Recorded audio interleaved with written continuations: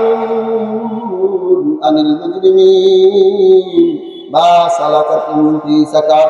জান্নাত জাহান্নাম পাশাপাশি হওয়ার কারণে জান্নাতীরা জাহান্নামীদেরকে দেখবে, জাহান্নামীরা জান্নাতীদেরকে দেখবে।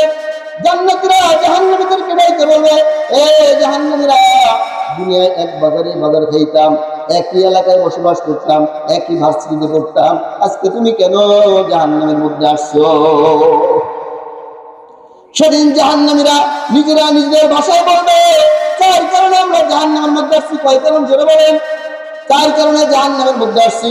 এক কারণ বলবে, লাম নাকু মিনাল মুসাল্লিন, আমরা দুনিয়াতে মুসল্লি ছিলাম না।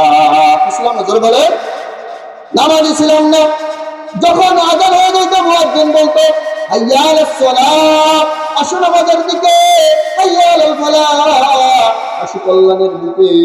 মুয়াজ্জিন ডাকতো, ওই তুমি অফিসের ফাইল বন্ধ কইরা মসজিদে চলে যাইতা, আমি সেই দিন মসজিদে যাইতাম না। একই বাজারে দোকান করতাম, আযান হয়ে যাইত, তুমি দোকানের শাটারটা বন্ধ করে মসজিদে চলে যাইতা, আমি মসজিদে যাইতাম না। আরে একই চকে কাজ করতাম, আযান হয়ে যাইত, তুমি কাজ বাদ দেয়া মসজিদে যাইতা, আমি মসজিদে যাইতাম না। এই জন্য আজকে আমি জাহান্নামের মধ্যে আসছি। জাহান্নামীরা নিজে বলবে, কেন তারা জাহান্নামের মধ্যে আসে? তাহলে বলেন তো, জাহান্নামে যাওয়ার এক নম্বর কারণ কি? বলেন, এক নম্বর কারণ কি? এক নম্বর কারণ নামাজ না পড়া। কি না পড়া? ধরে বলেন, নামাজ না পড়া। নামাজ সবচেয়ে গুরুত্বপূর্ণ একটা ইবাদত।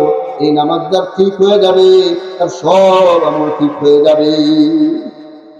নামাজ পড়বো তো ইনশাআল্লাহ। এই জন্য নামাজ পড়ো, দাঁড়িয়ে ইবাদত।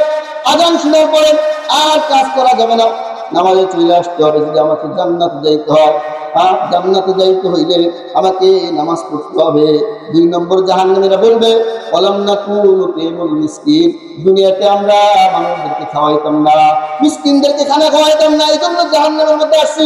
এই যে মাদ্রাসা ছাত্র আছে, মাদ্রাসা আছে, মাঝে মাঝে তাদেরকে মেহমান বানাবে, তাদের কিছু খানা খাওয়াবেন, তাইলে জাহান্নাম থেকে বাঁচতে পারবেন। জাহান্নামীরা নিজে বলবে, দুনিয়ায় আমরা মিসকিনদেরকে খানা খাওয়াইতাম না, এই জন্য জাহান্নামের মধ্যে আসছি। তিন নম্বরে বলবে, ফাকুন্না নাখুদু মাআল খায়িদিন, আমরা দুনিয়াতে দিন নিয়ে, ইসলাম নিয়ে ঠাট্টা বিদ্রোহ করতাম, চার দোকানে বসে বসে আল্লাহকে নিয়ে বিভিন্ন ধরনের ঠাট্টা বিদ্রোহ করতাম, রাসূলকে নিয়ে করতাম, কোরআন নিয়ে করতাম, মাদ্রাসা নিয়ে করতাম, মসজিদ নিয়ে করতাম। এই জন্য আজকে জাহান্নামের মধ্যে আসছি।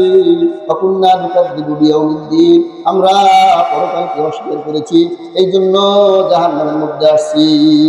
আযান শুনে আসো যারা বিছানায়, তোমার জন্যে কান্দেন নবী মাদিনায়।